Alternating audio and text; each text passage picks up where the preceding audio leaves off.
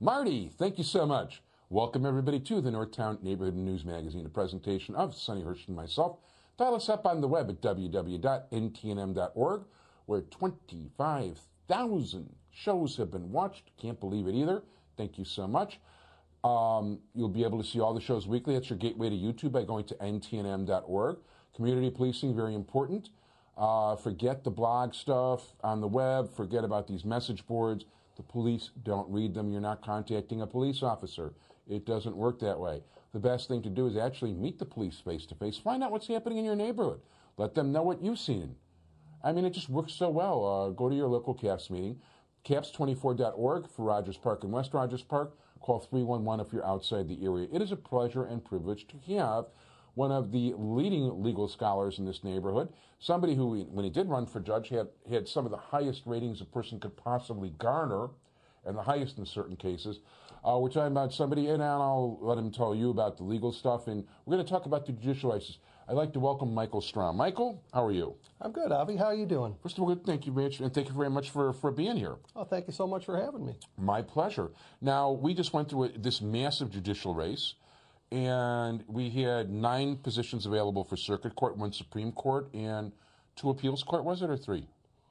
I believe it was 2. Okay. There was, of course, a Supreme Court race that was uncontested, and, of course, a whole bunch of sub-circuit races. Right, the sub-circuit races is a whole different deal, but we didn't have one in the 9th District this time. True. Although my understanding is that we think we might have a few next time around. I'd be surprised if there weren't 2 next time. Okay. So, if you want to run for judge, let me know. We'll see what we can do.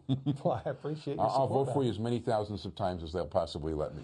Well, let's see. The state's attorney's not in the room, so that's fine. I've mentioned that when the state's attorney's been in the room, too, by the way. And I understand he took it poorly. Yeah, he didn't like the whole vote early and often deal. So, although, yeah, go figure. I can't understand that sort of thing. That's what happens to tradition around here, Avi. Yeah, it's a shame what some people do, but I happen to like Dick Devine in general. He's a good guy, although he is retiring. But you know what? Let's cut to the races. Now, you've done really extensive analysis on the races. I mean, there's a lot of what trend. I mean, I look at the races. You know, there's obviously the Jewish thing. There's the male thing, the female thing. There's who's on top of the ballot, who's on the bottom of the ballot. Is it a black-white thing? Is it an Hispanic thing? I mean, the countywide races, those are things that you know, everybody's got all the factors the same in terms of you've got to do the whole thing in all of Cook County, not just like the sub-circuit races. It could be in more of a Jewish neighborhood, it could be more of an Hispanic neighborhood, it could be in a black neighborhood. But the judicial races, everybody's got the same variables. Of the 9 circuit court cases, I mean, how many were men, how many were women? Well, that's interesting because I didn't break it down that way. Just the more complicated stuff. But that's I broke down the whole 25 contested races let's talk from about the the 20 appellate court on down. So, you know what? Let's talk about what you got broken down. The thing is that you of course want as much data as you possibly can because if you're looking at 3, 4, 5 races, what have you got? I've kind of looked at these races for a number of years because before I was foolish enough to actually run for one of them, I did a lot of research to see just exactly how foolish it was. Okay. Determined that it wasn't that foolish. Go figure. But I do keep an eye on this. There's a lot of people who talk about what wins, what loses. There's a lot of mavens out there, and I'm surprised how little the mavens know. As the mavens are surprised by how little I know, so we'll see. Okay. This year there were 25 contested races from appellate court down to sub-circuit.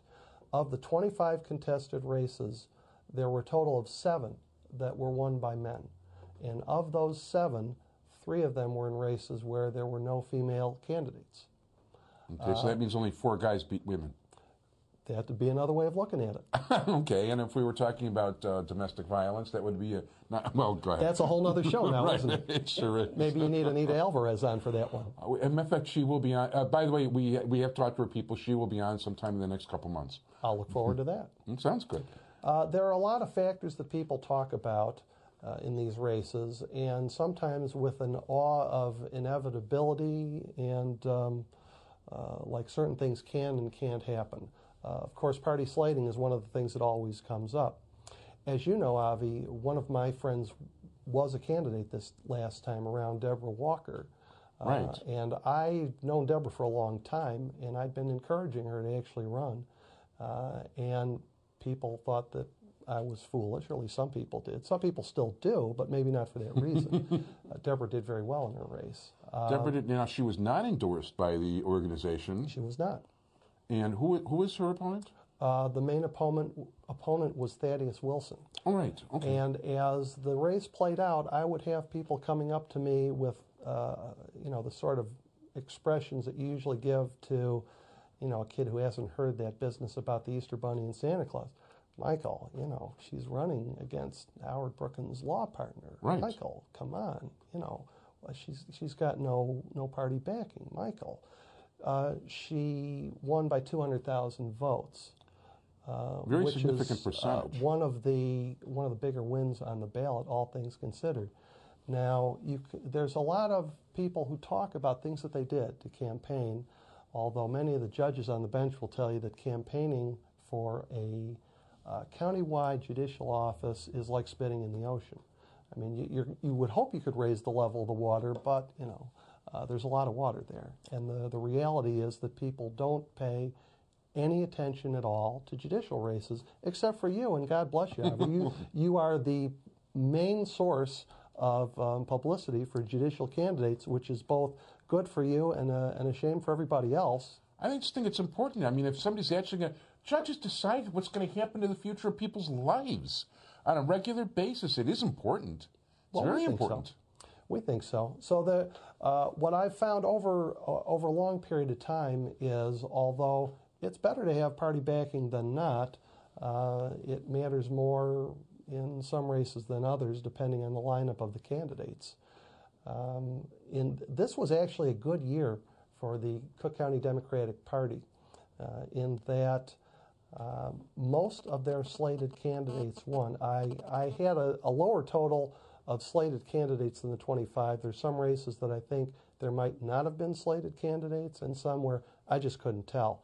The party literature only listed the countywide candidates. Those we know. The sub-circuit candidates, as you know, it's more difficult, particularly, for example, in this district, there are competing organizations that have been known to back separate candidates. Exactly, so right. There's slated and then there's slated. Yeah, well, Sutker's, what was going on in Niles was different than what was going on in the 50th Ward. And was very different than what was going on in Evanston. Extremely different, yes. So what I found... Although Evanston seems to have a slightly more weighted total for the 9th sub-circuit. It does. It's a very important factor in the 9th. Yeah. Of the 18 races where I was able to find slating, 11 of the 18 slated candidates won, which is really a very good run for the party candidates.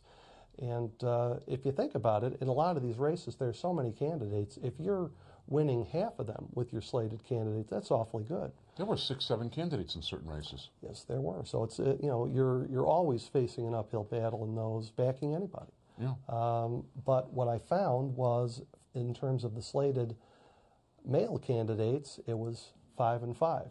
5 won, 5 lost. Interesting. The slated female candidates, 6 won and 2 lost.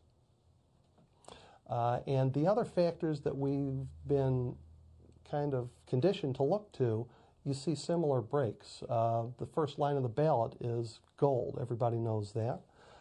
And in fact, the first line of the ballot out of the 25 judicial races, 12 of the 25 top line candidates won, which is, again, real good when you're considering that you have sometimes 6, or who knows how many candidates. Right, so it would be an advantage. However, when you look behind the numbers a little bit farther, of the female candidates who are the top line of the ballot, 10 won and 4 lost. That's a significant percentage. That's very good. It's a little disturbing for those of us who, at least at times, have hoped to be the male candidate on the top line of the ballot, that this time around 2 won and 9 lost of the male top line of the ballot candidates. So, all right, maybe that's not so much of a factor. What are the other things that people look at? Sometimes you hear about, well, maybe if there are multiple female candidates, they'll split the vote and you'll be fine. What we found was there were 8 of of the 18 female successful candidates, 8 of them had more than one female on the ballot. So splitting the vote was not as big a factor as one might have thought in those races. Interesting. The Tribune endorsement is traditionally a very significant factor. And by the way, this isn't all just stuff I'm making up on the fly. There's a very extensive study by a foundation in which the Chicago Council of Lawyers is one of the significant players, and they've redone this their statistical analysis at least twice during the time that I've been looking at it. These factors that I'm mentioning are the same ones that they mentioned, although they've drawn different conclusions in some respects. And you've also been studying this for years, I should point out, if I didn't earlier. Okay. The Tribune endorsed 14 men and 11 women. Yeah. Of the 10, let's see, there were 9 of the male candidates who lost to women, and the female candidates were much more successful. It's 9 and 2. So 9 wins, 2 losses for the female endorsed by the Tribune candidates, 6 wins, 8 losses by the males endorsed by the Tribune. You also probably remember the years where we've heard about the Irish sweepstakes and the magic of the Irish name. Right. That was a real mixed bag this year, and one of the races that is an absolute head-scratcher for the people looking at the gold of the Irish name would be the Jesse Reyes race against Terry McCarthy. And Judge Reyes won that race handily. Yeah. Now, honest to goodness, I'm not kidding. There's people who are saying, well, the reason was it was McCarthy, which is the Scottish, as opposed to McCarthy. Honest to goodness, that's the level of ignorance in these races is such that people are running around actually saying that the A between the M and the C cost this guy a robe. But the Chicago Council of Lawyers studies that I've referred to make no distinction between the two. And where it's been considered a factor, Irish and Scottish have been considered equal. That's good. We're going to have to invite you back. I mean, I'll get you one last point. Okay, one last point. Basically, the bottom line would be that across the board, every factor that is known to be significant in these races, there is a very significant divide between male and female.